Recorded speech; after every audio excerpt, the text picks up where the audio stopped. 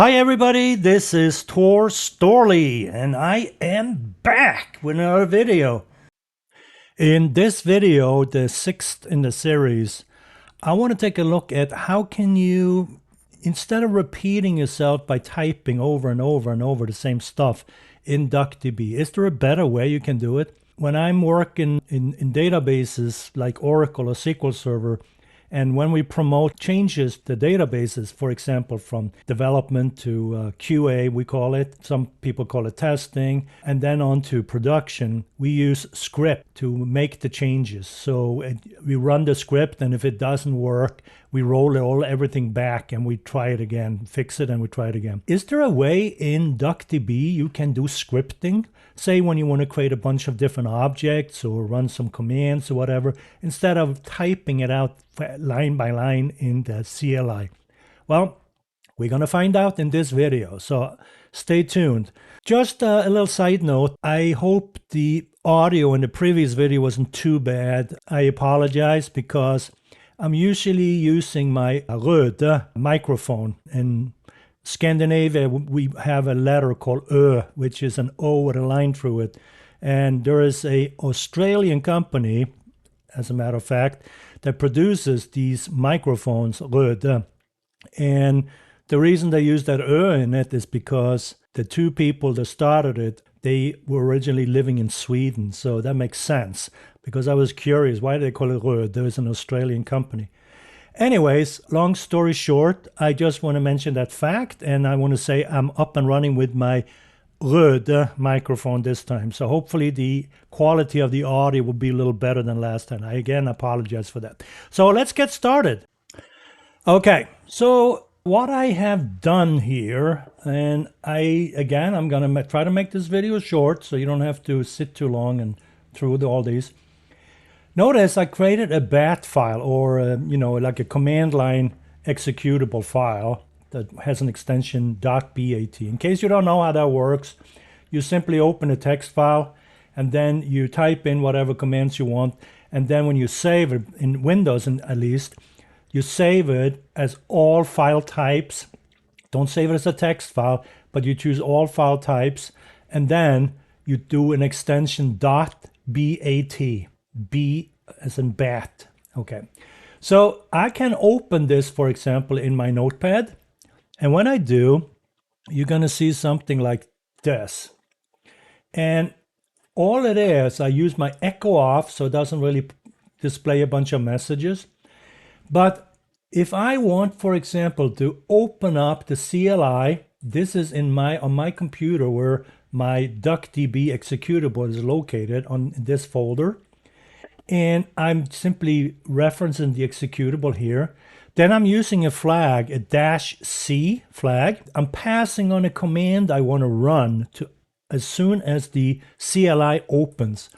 And the way that works is I'm using this keyword read.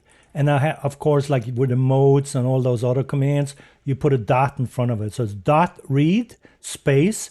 And then what do you want to read?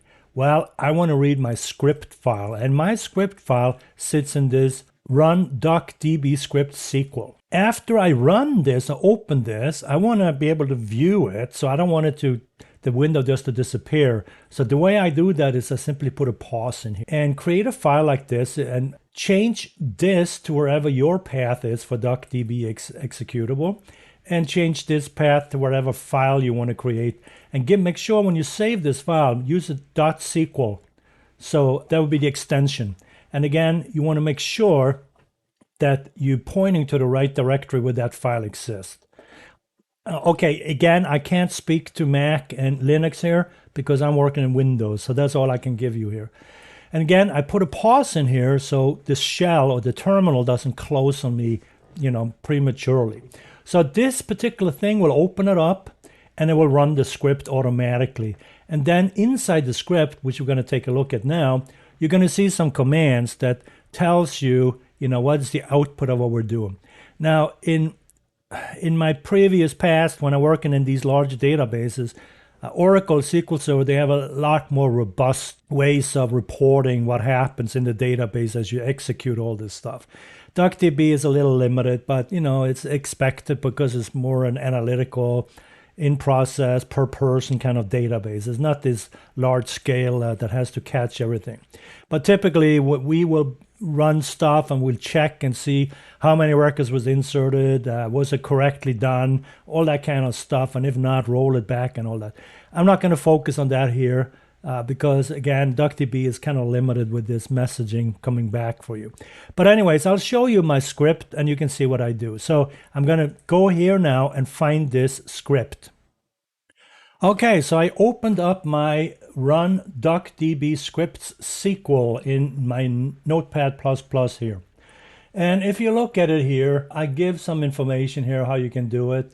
The method I'm going to be using is the bat file method, as you saw. I showed you how to call it. And here is the same syntax as I gave you. What I'm doing here is I'm writing commands inside this script file. So as you can see, I have a few. Now, I don't want to make this very difficult because the point of this exercise is simply to understand how it's done. Now, remember the mode from last video? The one mode I want to use is not the box mode, because every time I run something then and I want to see it, it comes like a big box. And that when you have a lot of things happening, that's not the best output.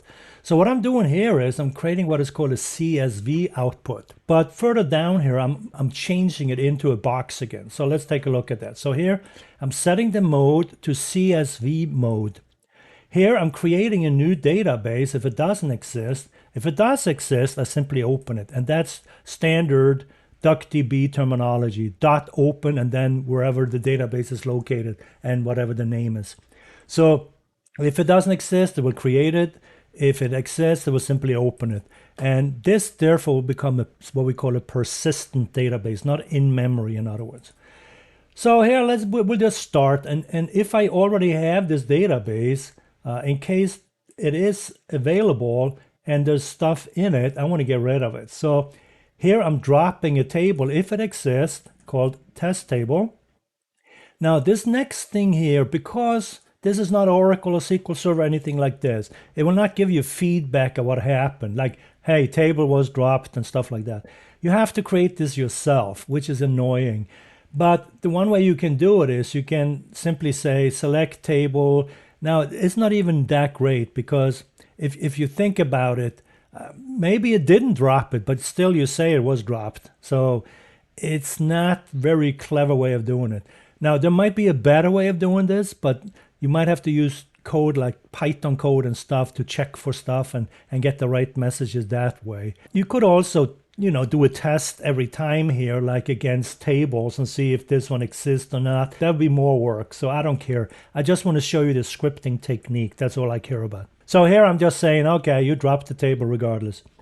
So I call it as select a text string as message. So the message will be the field name. This will be whatever the value it takes, as you can see inside this single quote. And I do the similar thing with table 2, as you can see. Nothing different there, except this thing. That shouldn't be there. Let me take that out so it doesn't cause an error. Okay, if there was a view called test view 1, you want to drop that too. So again, we do this because we want to recreate it. We're going to create a new table called test table 1. So here I'm saying create or replace table, test table 1, give it an ID, and then a name. In other words, if you try to insert the same record twice, it'll probably bark on you because, here I got 1, 2, 3. But if I had 1, 1, 1 here, it would probably fail right there. You can test this yourself. Here I'm inserting into this table, the first one, table 1, ID and name. And here I'm giving, notice again the nice syntax here. You can insert multiple values. You simply put them in parentheses like this. Here's 1 record, 2 records, 3 records, 4 records, and you don't have to repeat all these insert statements over and over again. You simply put them all in like this, and it will take all 4 of them in one shot. So that's a very nice syntax too. It's clean and it's very short. Here, after you're done, you can get a count from this table that will tell you how many records was inserted. Now again, that's not totally correct, because what if there's already records in there and you get a different count? So again, this is not a good way of doing it, just to say. I'm only doing this so I can show you the scripting. Here I create another table, table 2, same thing. I'm not going to spend time on it, but here it has a little different values here, as you can see, only 2 records. So then again, I create a view called a test view 1, and here is the actual query in that view. And again, keep in mind that every time you run a view, you know, we'll have to inspect it and run it, and because it's a SQL statement after all. It will be stored as a view, but I don't know how efficient the views are compared with, you know, for example, a macro or anything like that. It's running fast in my computer, that's all I care about. So it says select T1, which is table 1 here, T1, I gave it an alias, and T2, which is table 2. And then I'm linking it on a left join outer. The reason I do that is because, remember, the first table I created, the table 1, that has 4 records, right? But table 2 has only 2 records. So if you don't do a left outer join, meaning the left table will be table 1, then you won't get all the records. You only get 2 records or whatever, the matches. So for example, 1 and 2 IDs will be these 2. That's the only thing you're going to get back if you do an inner join. But I want all the records from table 1 and whatever I can find in table 2. And that's why I do a left outer join here. The left table with table 1, the right table with table 2, and I join it on the ID field, as you can see here. Then I switch the mode, as you can see, to a box mode. And then I do just some commands just to can see what it looks like. So here I describe test table 1. Here I describe test table 2. Now the reason I put these in, I thought it would give me, in the terminal, I thought it would give me an extra blank line, but it doesn't. So you can ignore this, you can just get rid of it. It doesn't do anything, in other words. I try to find out a way of how do I create space between these statements, but I couldn't figure it out in the terminal window. So here I'm doing a record count in the view, the test view, and then I select everything from it, as you can see here. Now this thing, if in case you want to use some additional logic and you want to have some output, for example, you can actually say, hey, here is my CTE, my common table expression. Select the count as inserted rows from test table 1, where ID is 5. So here you want to check and see if that record actually exists. And if it does, you can use case statements like this. You can say, hey, if the inserted rows is equal to 0, then blah, blah, blah, whatever you want to do with it. Here I just say A and B. It's meaningless, I know, but I'm just showing you how you can check to see if things exist or whatever, and then take action using these case statements. Now, there is not an easy way of doing if logic here. You can do if logic in DuckDB within a select statement, but normally in Oracle or SQL Server, you can write a lot of procedural language. In SQL Server, you can use transactional SQL, meaning T-SQL. In Oracle, you can use PL/SQL, procedural language in Oracle, or PL/SQL, I should say. So you can write all kinds of logic around your queries, and you can populate arrays or collections or into variables, whatever have you. In DuckDB, not so much. So it's a lot more limited as far as doing logic like that, scripting language, in other words. But you can still run commands like simple selects, inserts, updates, triggers, what have you, in here. So here is my code. So let's see what happens when I actually run this. So we got the code running, and here I created my run DuckDB script, which I showed you. And one more time, in case you don't remember, this is what it looks like. Call DuckDB and pass this flag -c and use the read command to load that file into memory and run it. All right, so let's try it and see what happens. Now the problem is when I run this now, I got 2 monitors. What you're looking at is monitor 2, but everything opens up in monitor 3. So it's going to be instantaneous. So you're not going to see it. I have to drag it over. So let me show you. I'm going to double click and it ran, and this is what it looks like. So I apologize for that, but I couldn't figure out a way of loading it into monitor 2. But notice, remember we did CSV mode. So here's the field that I call message.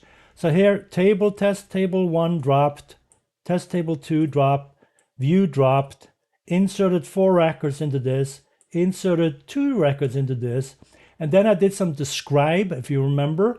So here's the describe table 1, describe table 2, and then I did some record count, and then I actually showed this record count was from the view, and then I say select everything from the view, and notice I did a left outer join, so therefore you see all 4 records in table 1, and then you see only the matching ones from table 2. So you can see 1 and 2 was in both tables, and that's what you see in the right-hand table, which was table 2. And then I had that silly little common table expression at the end using the case statement, and that was simply giving you a row count of, whatever the A or B or what have you. Anyway, so you can see here I put the pause into the actual code. This one here is the pause. That's this part down here. Press any key to continue. Let's just pause the terminal. All right, that's all I wanted to show you in this video. I hope this was okay. If you liked this video, give me a like and consider subscribing to my channel. That'd be great. Have a great day, great night, wherever you happen to be in the world. We'll talk soon. Bye-bye.